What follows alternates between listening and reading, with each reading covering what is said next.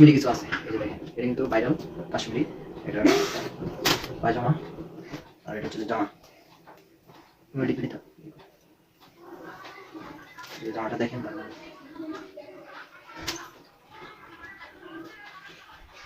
এই যে দেখেন একটা ভাইরাল জামা।